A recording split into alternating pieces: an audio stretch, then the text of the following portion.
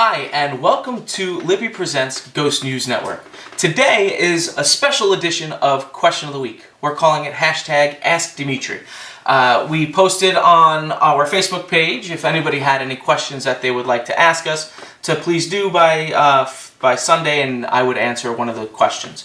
So we did receive a question that I was interested in. Everybody that did contribute, thank you very much. We're going to try and do more of these on a more special occasion and just try and answer more of your guys' questions. So our question for today comes from Paola Pali Bottini, and she says, "Hi Dimitri, I'm Paola from Italy. Some years ago on the holidays, I visited the Devotely St. Patrick's Cathedral in New York.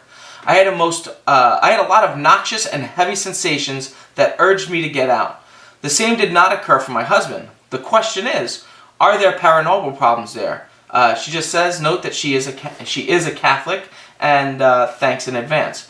Now, with St. Patrick's Cathedral, it's such an old, beautiful, beautiful building.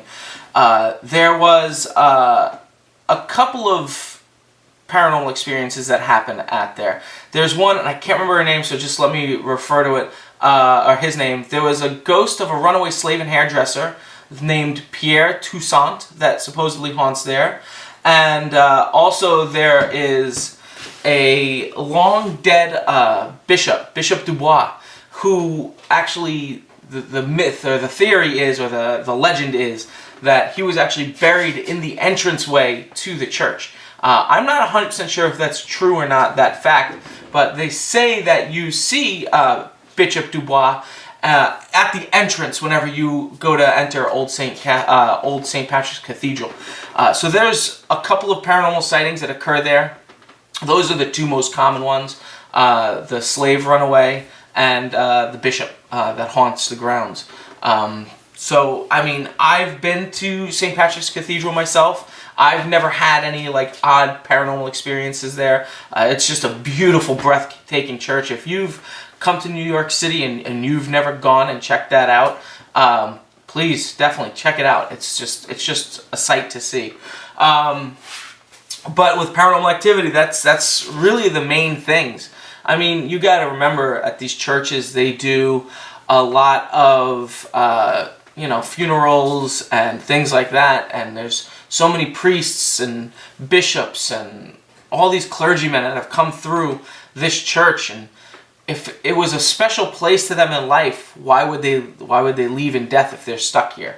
What a beautiful place to haunt.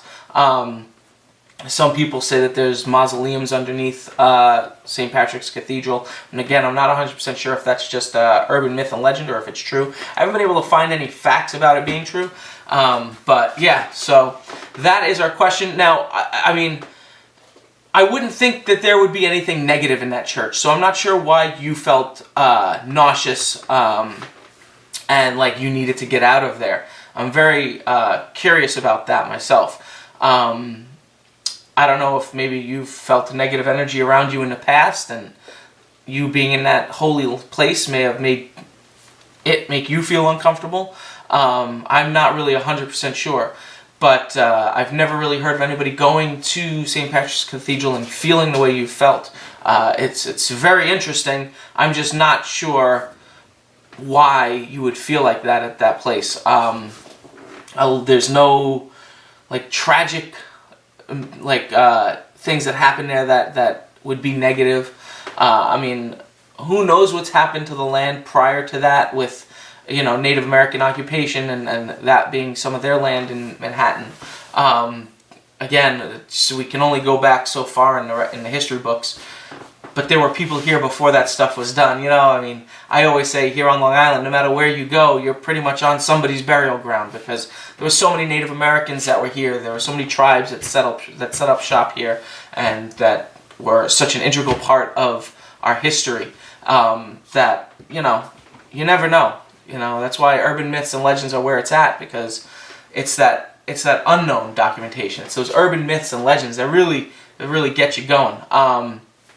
But yeah, so St. Patrick's Cathedral, I would not be surprised if it was haunted. I mean, there's a couple of paranormal experiences that happened there, and I'm sure that there are others that just haven't been documented yet. So that was our question of the week. Again, thank you very much, Paula, for sending it in to us. And if you guys have any questions or comments, please let us know in the comment section below. And if you haven't yet, please give us a like, comment, and subscribe. And don't forget to click that little notification bell. So until next time, take care, guys.